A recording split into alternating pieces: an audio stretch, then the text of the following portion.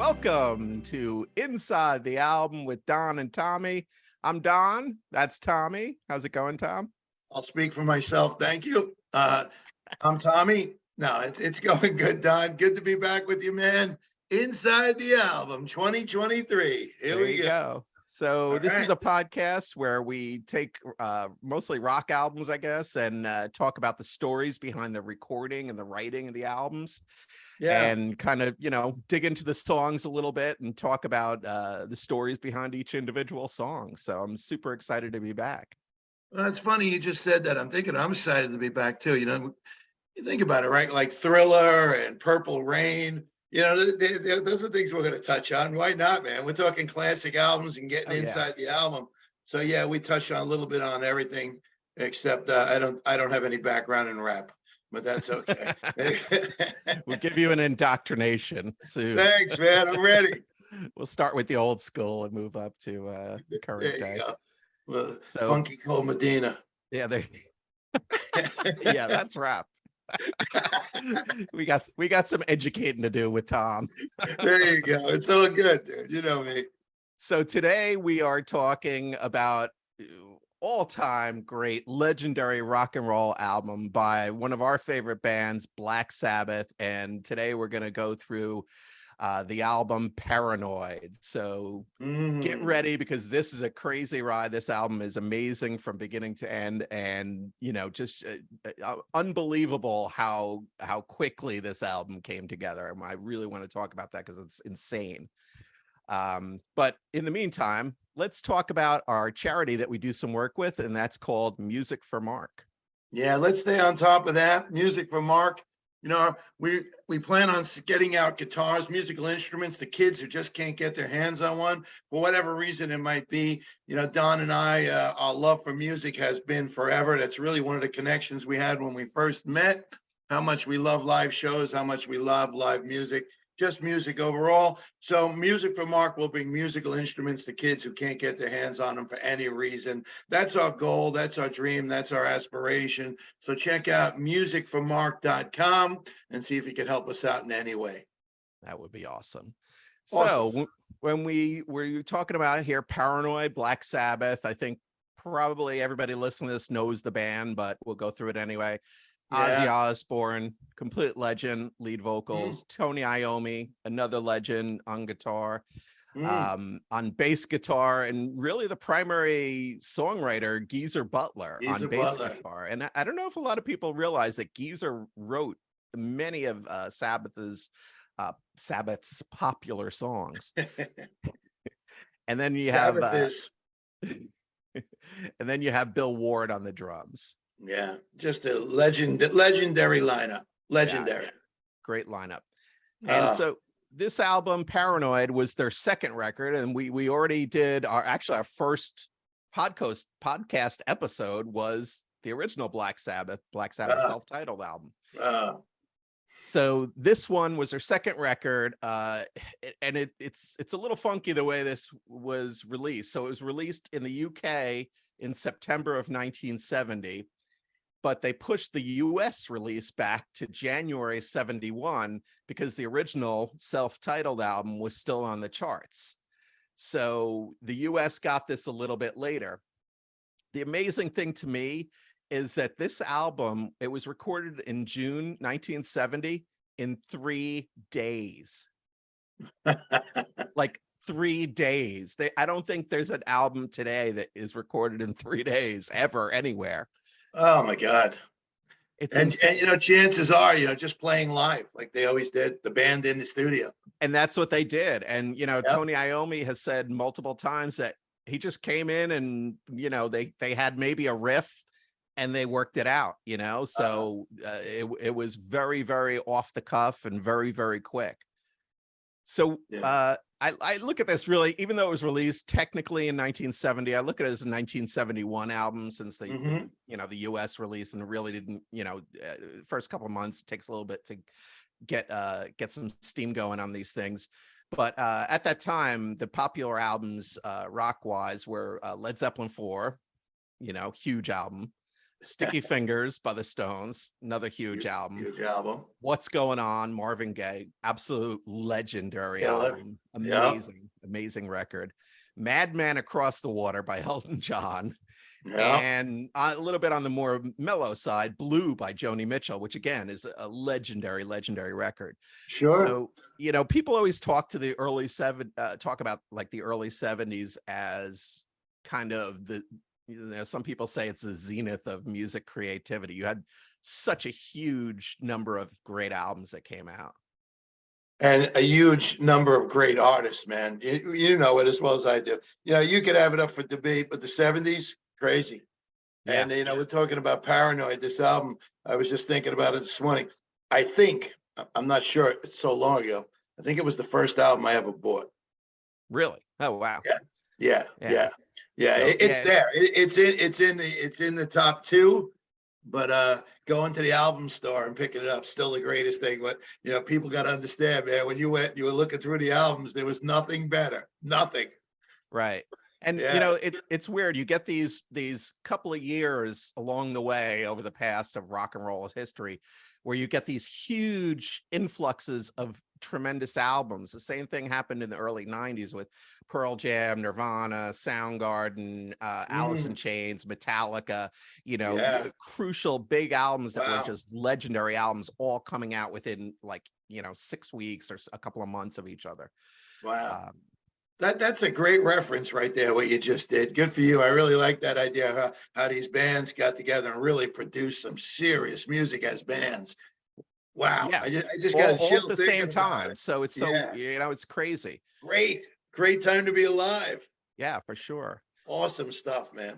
The interesting thing about this album is that it got almost no airplay. So this is all kind of, it's not really underground, but it's like people hearing it and passing it around, and it's not on the radio. Because again, we talked about this a little bit when we did the first episode about Sabbath. It was so much heavier than everything else out there. And everything. Again, there's an interesting parallel to later on, and this is more in the early mid 80s with Metallica. So Metallica had 2-3 albums that really got zero airplay, but were huge hits because kids were listening to them. We were playing them, like when I was in college, we would play Metallica constantly on college radio, but it wasn't even on MTV at first. So Metallica didn't really get on an MTV until their and Justice for All album, which is like their 1, 2, 3, 4th album. So it's unusual, I think, that you have artists that have so much success with no airplay. I was thinking about it this morning, before we came on, really, really A, underrated album, and B, underrated band. It's like when Hendrix came along, changed the rock world, right? And Jimi Hendrix. When Sabbath came along, changed the rock world. You got to give credit where credit's due. Right. They changed the rock and roll world, except that back then people were very judgmental. Like if you mentioned Black Sabbath, you could easily become a devil worshiper, or the radios didn't want to play it because there was a stigma behind it. And if it serves me right, I would say the first song to get as much, and we'll cover it, airplay on the rock stations was probably Iron Man. For some reason, it sticks in my head that Iron Man was the one song to get airplay. Maybe because it was a quirky song. Too. Paranoid got a lot of play, but there was a quirky side to Iron Man that was almost like friendly. Right. Yeah, definitely. Yeah, but we'll cover that as we move along. Yeah. So this album, and so it's interesting because this album also ended up being one of the great albums of all time. It's ranked at 139 on Rolling Stone's list of the 500 greatest albums of all time. Wow. I guess we didn't have a vote. No. That's the funny part. Nobody called me. Yeah, exactly. I love that. Hey, I was voted number 1 in New Jersey. Well, you have to get a job at Rolling Stone as an editor, and then you can vote. Oh, yeah. Listen, I can't put a sentence together. So the big thing I think for the band for this album was the success of this album allowed them to tour in the US for the first time. So, Ah, for bands outside the US, a lot of them, that's kind of, their like goal in the sky is like, wow, that's the mountain peak if we can go and do a whole US tour, because sure. you've got, so many cities, so many places to play, so many people, so many different cultures. It's people from, Britain and other countries really just love having that break to get to the US the first time. No, that's a second concert I ever saw. Sabbath in the Mecca, Madison Square Garden. Nice. Yeah. So we'll take a look at the album cover here, and it's a blurred photograph of a guy wearing a helmet and a sash and brandishing a sword, and with the title of the album just in the background. To me, it's okay. It's, I know it because it's a legendary album and I I listened could to it say, for 50 yeah, years or whatever it's been. But yeah, it's, to me, it's not great. What do you right. think? No, I got you. It's simple, but again, if everybody went through their album collection who, grew up in our era, it's in there. It Yeah, was just, it was there. right, And right. everybody I could think about, everybody had Paranoid. It's beautiful. Yeah, of course. And I know what you're thinking. Album art back in our back in our day was so huge. People really got the best of the best to do the graphics, the artists, the photographers. Right. Album art, and especially like if you opened up an album and there was a centerfold, they were works of art. And a Yeah. lot of people put a lot of time into it. Thinking that, I don't know what it was. I don't know if it was to sell more albums or just I don't know. I don't think it's worse today. I think it's a little less because records were the thing back then. Now they're kind of coming back again. I mean, people Right, are buying vinyl again, so that's right, kind of circling back. But there was that period in the 80s when CDs started, and then in the 90s online music, and then all the artwork kind of was not an issue. It wasn't as important, and right. you also could communicate those images or themes or whatever you want to do through video, so I think that changed things a little bit. But I agree with you.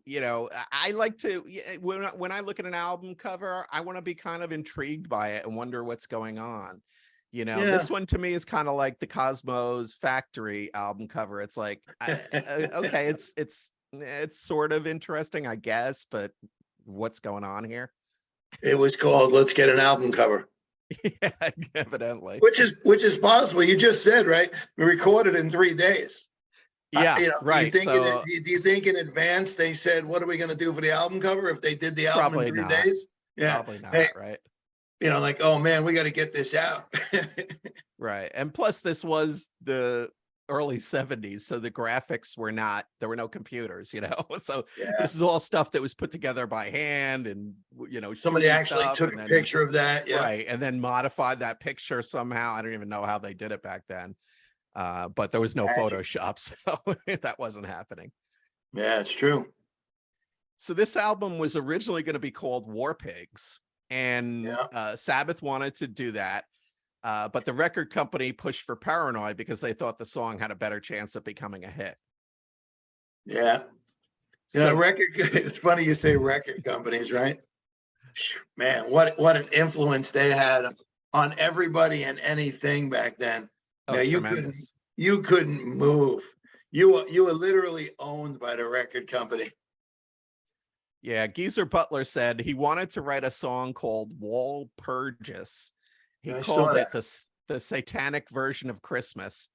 And but he said it wasn't, he said the Satan thing, it wasn't for him, it wasn't a spiritual thing. These guys aren't actual Satanists, but he Right, was talking about warmongers. So he was saying right. that's who the real Satanists are, the people who are running the banks and the world and trying to get the working class people to fight the wars for them. Yeah. So he sent it off to the record company with that name, and they said, no way, we're not calling it that. It's too satanic. And again, we're in 1970 here. So, Oh, it's not like today where, the heavy metal is not everywhere, but it's a little more, people are more aware of it. much more accepted. Listen, when I have to tell you, my father, this was not healthy, clean, good stuff for a kid to be listening to. It Right. just wasn't. Yeah, they thought you were in your room sacrificing virgins and shit. Well, I could only wish.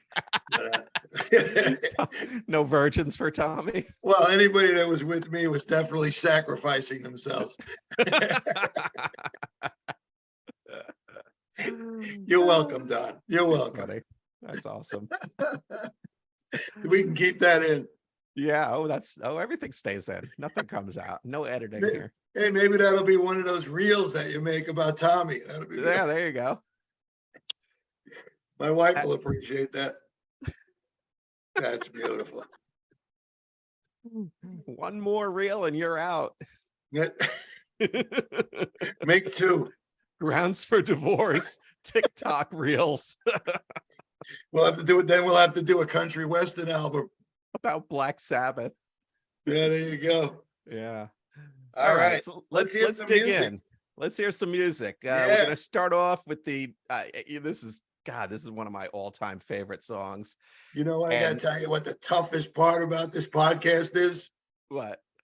Just hearing little snippets of these songs, man. I know. But It's I hope tough. it turns the audience on to go and put it back on. Sometimes I say that to you, right? It's like, when we're done, I hope the people who listen and get into this just go take it out and put it on. It'll blow you away. Right. You know, I love everything about it when you can listen to the dude.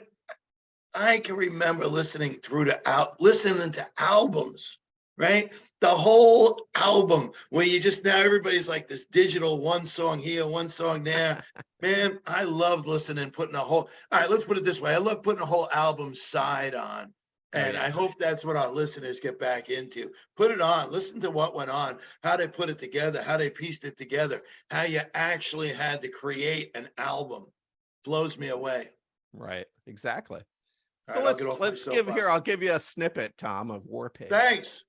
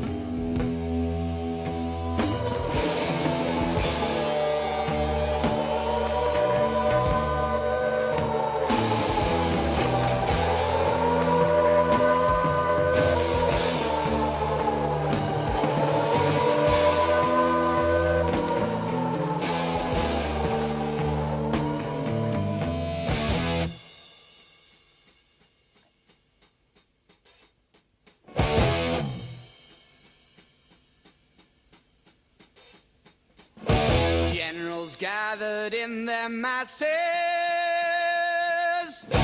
just like witches at black masses. Evil minds that plot destruction, sorcerer of death's construction. In the fields of bodies burning, as the war machine keeps turning. Death and hatred to mankind, poisoning their brainwashed minds. Oh, Lord, yeah.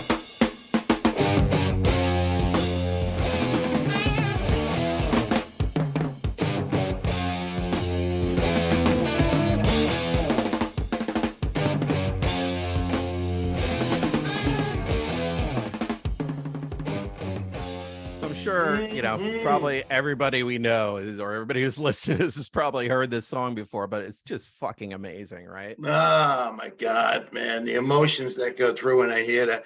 It's just a perfect live song. Perfect. Yeah. And, you know, so I've seen multiple bands cover this song live. So Black Sabbath is one of the most influential bands by far in all of rock history. And so I even saw a few years ago, before Chris Cornell died, they did a Temple of the Dog tour, which is Chris Cornell, Matt Cameron, who at the time was in Soundgarden at the very beginning, and then the guys from Pearl Jam. They did this album in tribute to Andrew Wood, who had died, who was the singer of Mother Love Bone. It was called Temple of the Dog. So they wrote the album, recorded it, then both the bands got huge, Pearl Jam and Soundgarden, and they never toured. Well, they did a tour right before Chris Cornell died, and I saw them in Madison Square Garden, and they covered this song, and it was out of this world. It was the only person I've ever heard do it who might have been better than Ozzy at the vocals. So it was really, great. really good. But these Would've loved guys, that. you know, and there's certain bands that influence like generations of other bands, and Sabbath is one of them. When you talk Sure. about all the metal, the hard rock bands, they all list Sabbath as influences. I don't know. I got to tell you, just because you know, this is how I roll. But check it out. There's a California Jam, right? Back in 1974, they recorded the whole thing. Just you want to. We're talking about Ozzy, like frontman, right? The best frontman of all time. You know, you think Black Sabbath, but Ozzy was one of the greatest frontmen of all time. What a great motivator. I don't know if I'd put him at the top of the list. I like Ozzy, Right? but he always looked like an old man up there, even when he was young. He kind of like he doesn't seem to have any rhythm. You know? He seems to be kind of like, yeah, come on, everybody. Yeah, so he does a lot of that, right? Yeah, but he's great. Right. It's awesome live. I mean, we've both seen him multiple times live. Oh yeah. That's funny. So anyway, War Pigs, they said, is a song about man's desire to kill and destroy. They got the idea from war stories they heard when they did a show at an American Air Force base during a tour of Europe. So they wrote the song when they were in a grim, deserted place in Zurich. I didn't know there were any grim, deserted places in Zurich. I thought it was supposed to be spectacular over there. Well, there you go. Yeah, so they were playing, I guess they were playing for a little bit of money to a small audience at the time. And so we talked about the War Pigs thing with the satanic stuff already, but it's also one of the songs that Sabbath has that's misrepresented as evil. So the song is speaking out against war. It's not for war, you know, it's talking about how bad war is. And so again, you know, because of the doom and gloom sound that they have with that, you know, Tony Iommi with those low bass notes, you know, on that guitar, it just, they drone and you can feel it. It's like, his guitar is almost kind of sounds like a bass at sometimes, you know? Yeah, I know exactly what you're saying. And it goes right through you into your chest, you know, so you really feel it. But the other interesting thing about this is the Sabbath does this a lot. They got little bits of other songs that they kind of tack on. So that beginning part of this is called Luke's War. And so it's, you know, Luke's Wall, I'm sorry. So I got war on the brain. So they've done that a couple times, and we'll see it another place here as we get down to the last song on the album. So let's move on to Paranoid. And again, this is another legendary song that I'm sure pretty much everybody knows. Great riff.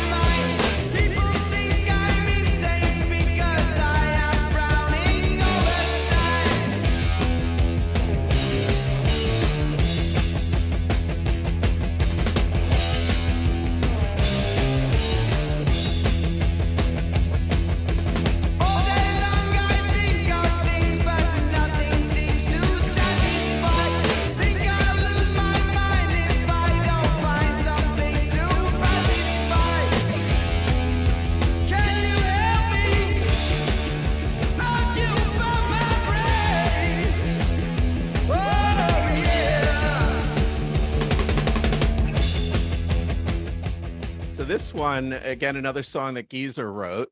And so he says, basically, it's just about depression. Yeah. And the reason for that is because he didn't know the difference between depression and paranoia. That's a good point. So he said, you know, it's a drug thing. You know, they were smoking a ton of weed at the time, and he was getting paranoid and couldn't relate to people. And there was a crossover between the paranoid with the weed smoking and then depression afterwards. So there's a lot going on here with poor Geezer. The Geezer. You know what? Listen, usually people who write songs, they have to be in some sort of strange place. Pain, anguish, despair, right? Some of the greatest music has been written in pain. Yeah. So I get it. Yeah. Definitely. Yeah. You know, it makes, unfortunately, the pain really makes great music. Oh yeah. It's, it's kind of like your way. It's therapy, writing it out, getting it out. Interesting. I saw something about the Paranoid that I found interesting. I don't know if you're going to cover it, but the word paranoid is never in the song. Yeah. It's crazy, right? Right. They just, and I read that and I was like, wait, what? Yeah, right. I saw it too. I was like, it was the song for 40, 50 years, whatever it's been. And I didn't even know that. And it's just a song about paranoia, right? So it's interesting. Very cool. Yeah. So Geezer said that a lot of this album was actually written at the time of the first album. So they had a lot of the songs pretty well put together. So that's, I think, why they're able to get in there in 3 days and do the whole thing. Right. But this song they were looking for a 3-minute filler song for the album. And Tony came up with the riff. Geezer quickly wrote the lyrics, and Ozzy was just reading, from the sheets of paper that Geezer had written the lyrics on, and they just did it right in the studio in a couple of takes. Yeah, it's funny. I think this song wasn't on the album. I think it was like they had a whole bunch of other songs. Yeah, and so they needed an extra song, and the record company loved this one and thought it was going to be a hit. So, well, it worked out well. In Finland, this is interesting. In Finland, Paranoid has the same status as Freebird or Stairway to Heaven in the US. Dude, I did the same research, right? Getting some tips and funny stuff. How great is that? They yell Paranoid instead of Freebird in Finland.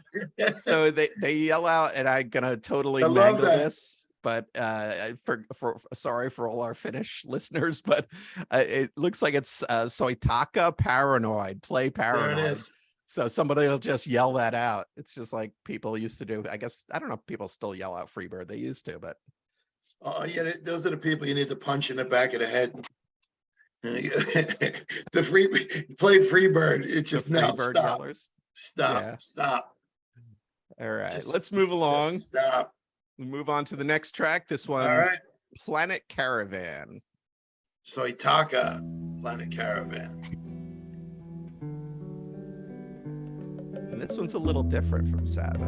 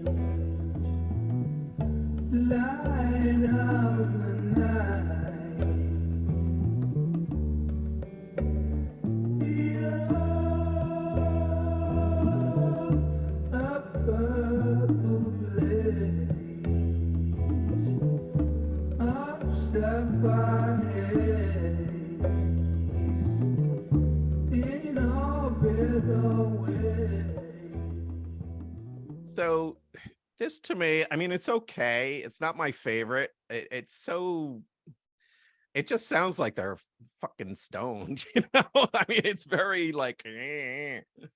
These are the songs that would put the elders into the place of, why are you listening to this shit? No, I mean, it was kind of like, it was like, why?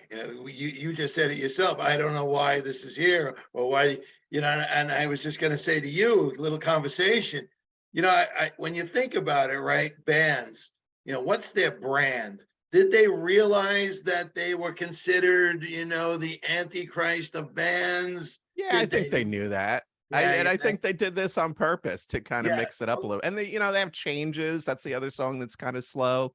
Yeah, but that's it. Changes, I love. That's a great song. This one, I'm not in love with it. I don't hate it. Right. It just seems out of place here to me. Yeah, it's I guess somebody fought to get it on the album. But so you think they knew that this was their background, this was who they were, and this is how they were going to build an audience through that? Maybe, I think they tried to make it a little spooky by putting the effects on Ozzy's voice, Yeah, so they're still thinking about that. Hey, we've got to look at it like this badass satanic band kind of thing. right. We're Uh, different. yeah. Yeah, yeah. But Geezer said, and again, Geezer wrote the lyrics on this, said the song is about floating through the universe with one's lover. There you go. Wow. So, but it's really like just ambient kind of almost background noise, right? It's like something in the background that floats and you hear it, but you're not really kind of focused on it as much. But again, it's a departure from, the type of music that they were recording at the time. Very interesting. All right, so let's move ahead here. We're going to go to the next track. This is track number 4. And again, this is one I'm sure everybody knows. This is Iron Man.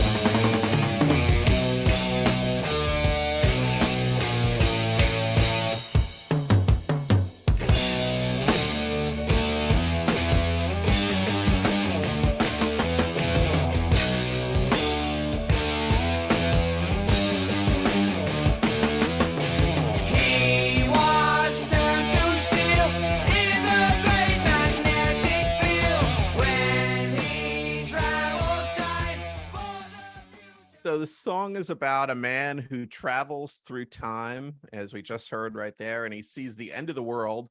On his way back to Earth to warn the human race, he goes through a magnetic storm, is turned to iron. There you go. Nobody believes him about the end of the world, and he gets mad, taking his rage out on the human race, thus bringing about the end of the world he saw.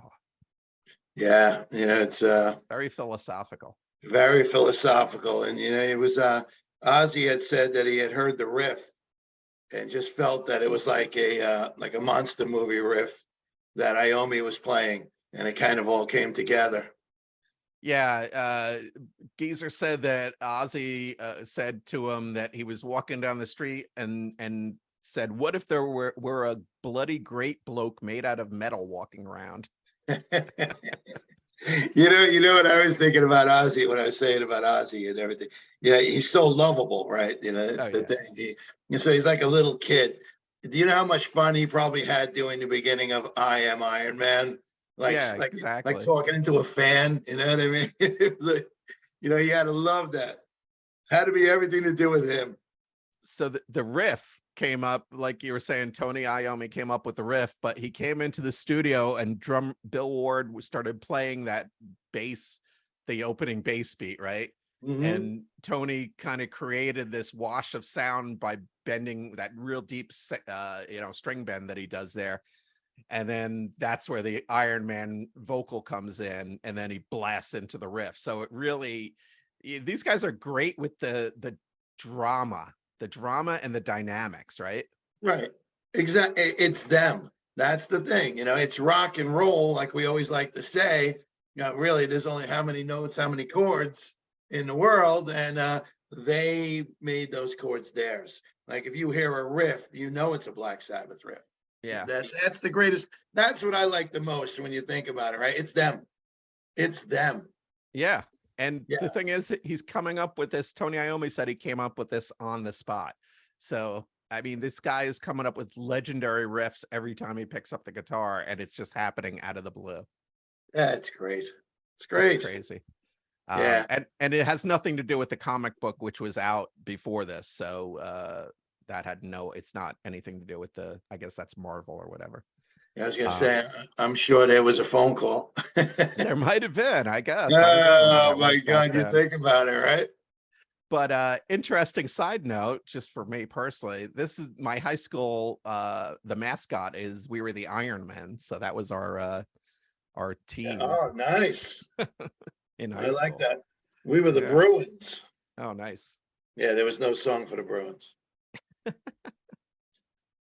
All right, let's move on to number 5. This is Electric Funeral.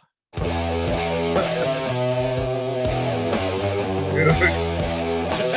It's so awesome. So good. So good.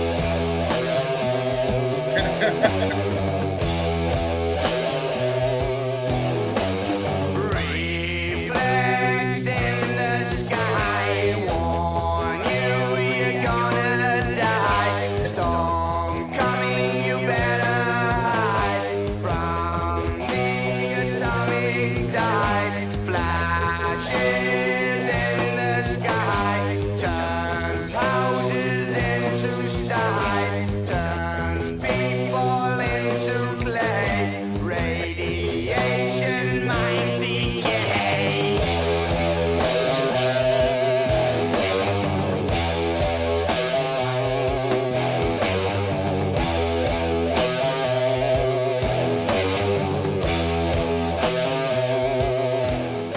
This is another one that is really about kind of this apocalyptic theme, So this one's about nuclear holocaust. But here we're into this is prime Sabbath, right? This Right. riff. Yeah. Turn people into clay. The other, Iron Man, he turned into iron. Now to turn into clay. It's like total. It's like all those bass elements, the heavy and the riff, right? The beginning riff is so truly. amazing.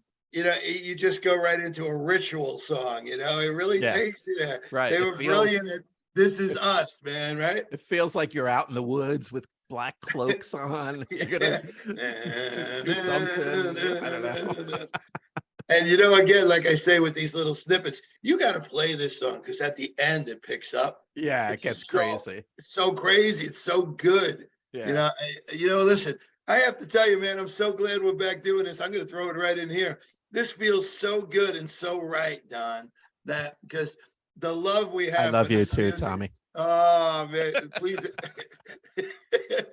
Well, there's a real. Cheryl's going to love that one too. Tommy Iommi would say that a lot of times when before the recording, they're out playing these songs live and they would play them a bunch of different ways. So a lot of times they were kind of working the kinks out on stage, then they'd get the recorded version. And then from there forward, they'd just play that recorded version. Yeah. Yeah. Once So they he get was it down. Yeah, he was saying that when they recorded Electric Funeral, Bill would play it different every time. And he wasn't sure how many times to come in. At certain parts, he'd play the 3 beats instead of the 4.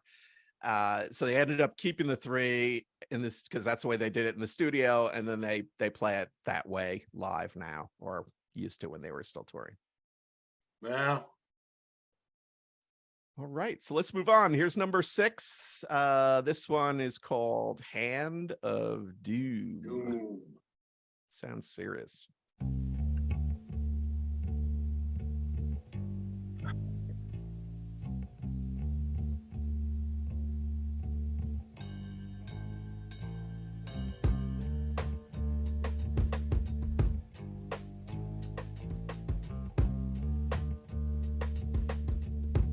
It's a little jazzy, right?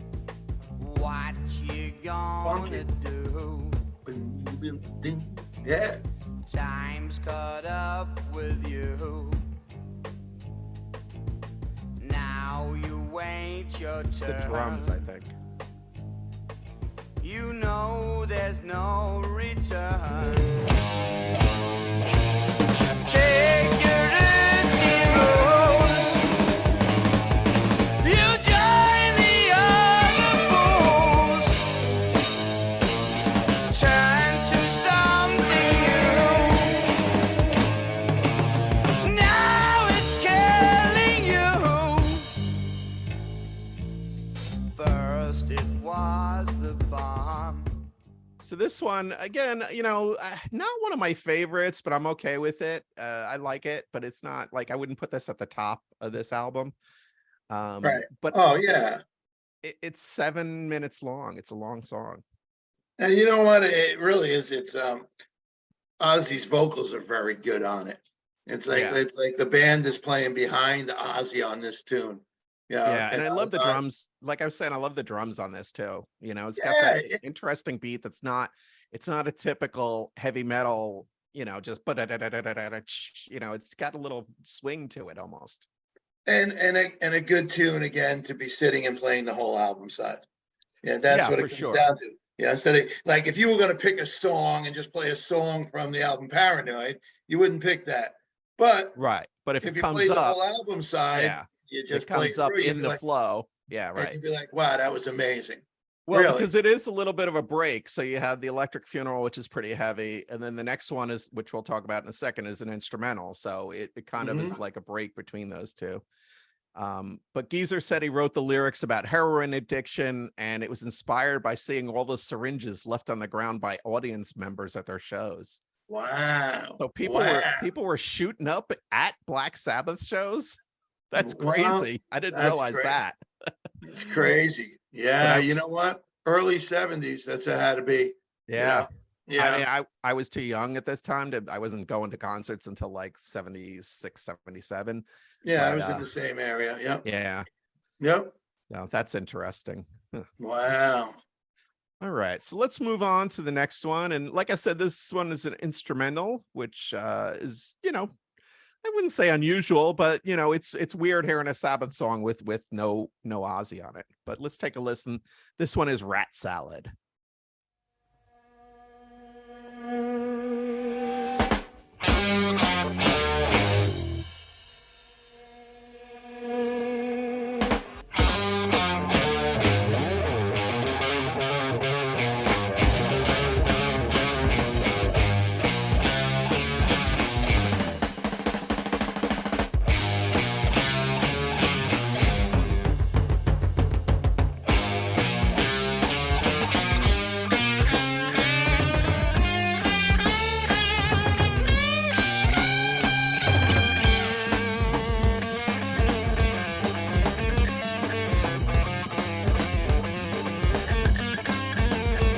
And real jazzy, right? Yeah. Just great players. They were great players. Yeah.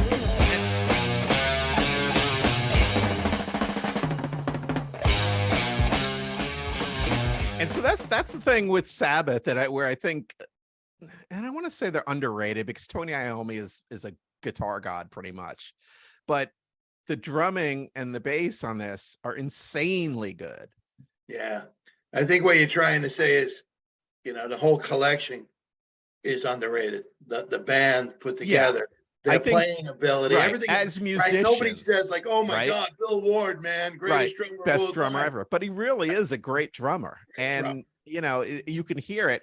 For a guy who plays metal to be able to get that swing into his drumming, you don't hear that ever in metal. Because, you know, they took it to metal, but you know what? Most of these guys back in those days, the only way to learn music was to be classically trained back in those days. Nobody just picked up a guitar. You know, there was like, here's how we play guitar, right? What you did with it once you got the ability to play guitar was up to you. But, you know, they were all trained a certain way along the way because you gotta remember, it's the 50s and the 60s are the people teaching them, the 40s, 50s, 60s, teaching them how to play guitar. Right. So See there's a that little taste of everything. the other side of right. The other side of what I'm saying is their genre, they basically invented it. There's people will fight about who the first metal band is. There were bands before this that did metal type music, but Right. it's really Sabbath. Right. And so, when you're doing something that's completely new, you're not in the box. Right. So your drumming can sound a little jazzy. You're not going to do that in Metallica or Megadeth. Right. But these guys didn't have those boundaries yet. It wasn't that you had to be 1, 2, 3, 4, and lots of crazy riffs on the drums. This is a lot more swing to it. And it's interesting. And they obviously didn't go in with the idea of let's, like in today's world, you got to create a hit, a song for the radio, something that's going to Right, get because they weren't airtime. getting played on the radio. Well, yeah. So it was just, what, with this, did you see anything on why they called it rat salad? No, I did not. Yeah, I couldn't either. I was always wondering why it was called rat salad. And maybe Ozzy came up with that. Sounds like something Ozzy would come up with. And it was like Iommi had said that when they were first starting out, they had to do concerts and they would just fill with instrumentals. They would just play. They would just do 20 minutes of like they just did. Right. And that kind of became a thing like a little bit later on in the 70s, right? The jamming stuff started in the mid 70s, I guess, with the Allmans and Leonard Skinner and all the country rock bands. They got into more and the blues based bands, so that started getting more popular. But interesting fact about this though. Van Halen almost named their band Rat Salad because Eddie loved this song. That's great. Yeah, that, and that's great. Now you can see, right? Eddie loves the music part of it. Yeah. He was a huge Tony Iommi fan, and so that just makes total sense. I didn't know that. Yeah, I didn't either. That's great to know. No, that's great to know. That's awesome. And why would you not? I'm the same way. I just love it. And you know what? When you see him through the years, Iommi was pretty much a mellow cat. He wasn't out front. He wasn't over the top. Right. But all these guys back in those days struggled a lot with the drugs, man. I mean, Iommi struggled a lot back in the day. Yeah. It was just too much. Oh. All right, so let's get into the album closer. Only 8 songs on this album, but this one is another amazing tune. This one is Fairies Wear Boots. Before you play it. Okay. This is the best song on the album. I like it a lot too. No, I'm putting in my vote. And all my friends know, right? Like, I would say War Pigs, but I would say tremendous. All my friends know my whole life that this song, man, is just, it's something about it connected with me on this whole album. It's about skinheads, Tom. So no, not me. There you go. Maybe that's it. Maybe I missed my calling. All right, let's take Next time I see you, I'm going to punch you in the face. Wait, we're having lunch together today. Oh, perfect. This is great. Let's hear Tommy's favorite. This is Fairies Wear Boots. Oh, come on. And again, a little bit of an opener part here called Jack the Stripper.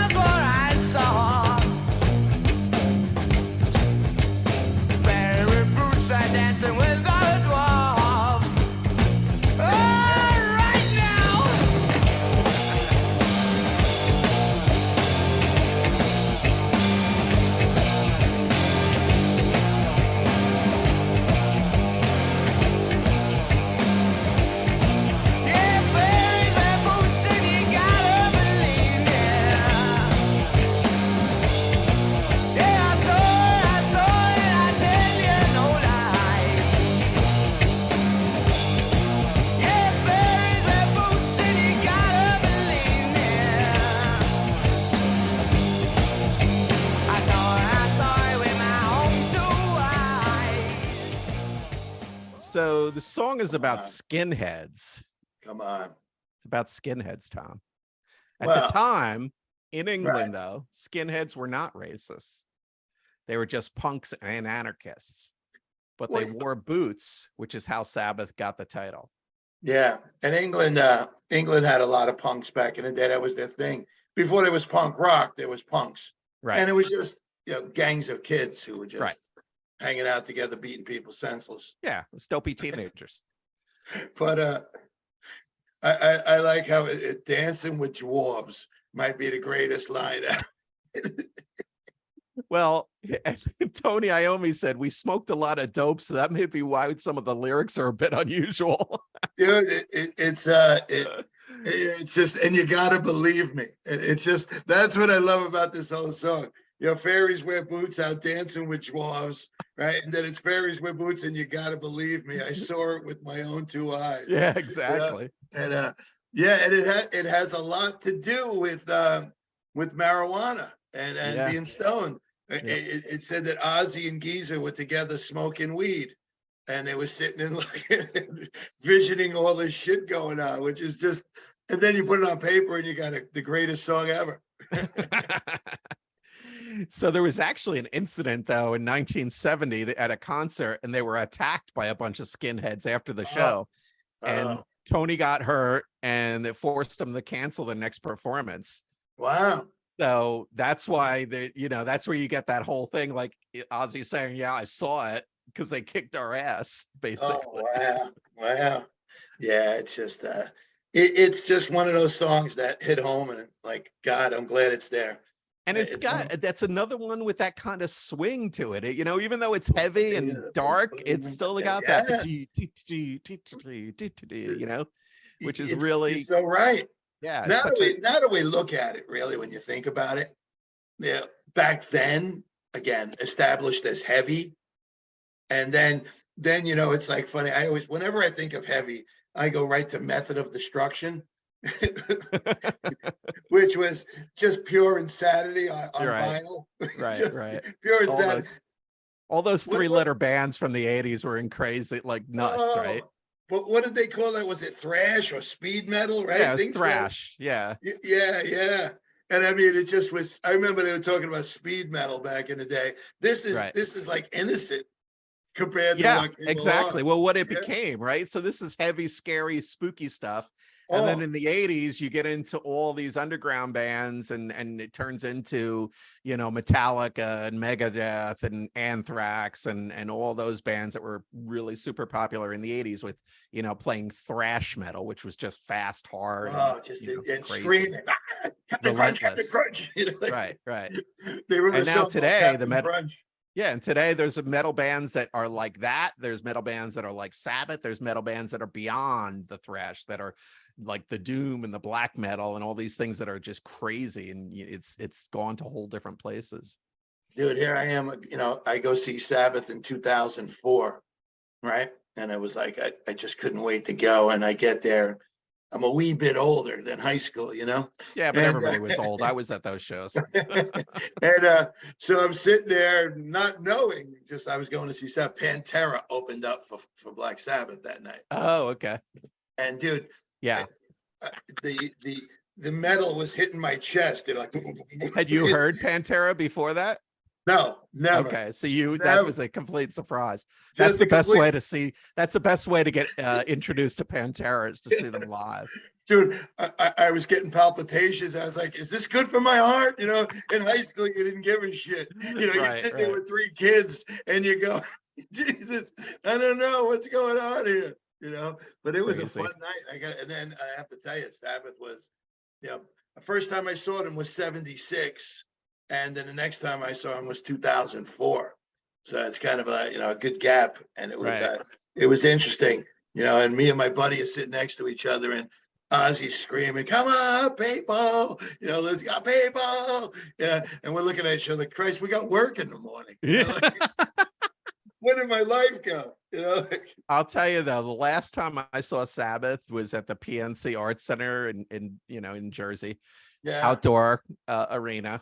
And That's the most weed I've ever smelled at a concert in my entire life. And I've been to, you know, Sure. you and I have been to thousands of concerts Uh, probably. And that was Yeah. crazy. And it was all people our age, people 50s Oh. and 60s and older, you know, so Old it's people. nuts, Yeah. nuts. Yeah. But Lots of anyways, weed. yeah, so that's Paranoid. Just Don, so good. I enjoyed every second of it, man. What a great album, great music. And again, I can't say it enough. You know, it's rock and roll. We love rock and roll, let's Yep. face it. But you know, you got to play the album. That's why we do this. It's just to get people back into listening, putting an album side on. Yep. Put it on Go and through listen. it, experience it the whole way, the way it was recorded, the way it was meant to be heard. You know what I mean? And for me, the greatest times I've had in listening to music was when I actually listened to music. Too many people get caught up in the fact of just playing it as background music. You know what I mean? Yeah. Really listen, really sit down and listen what went into this album Right. or any album that we talk about. You know, because the ones we're picking so far have just been classics. Right? I mean, we didn't have to dig too deep to find some great albums so far. Nah, You know, and I no, look there's plenty forward of to great it. ones. Did you think of it in the next album? Yeah. Stay tuned for. What are we I doing? forget what it was. Oh, did you say Green Day? Green Day's on the list. Okay. I don't have it in front of me. It's Okay, it's on good. it's on the calendar, but I don't know. Well, stay tuned. We're going to be doing these once a month, and we're back. Check out the website. Give all the information. I love it. Yeah, I love check it. out insidethealbum.com. We have every episode is on the website. You can also see us on YouTube and listen to us on any podcast platform. Inside the Album with Tom and Don and Tommy, Tom and Donnie, whoever. I don't know. Did I just get top billing? No, that was a mistake. Oh, A typo, verbal typo. It was my dyslexia. Yeah. All right. Thanks for listening, everybody. Like, subscribe, do all the things, press all the buttons for us. We enjoy you. Thanks for listening. Tom and Don. We'll see you next time.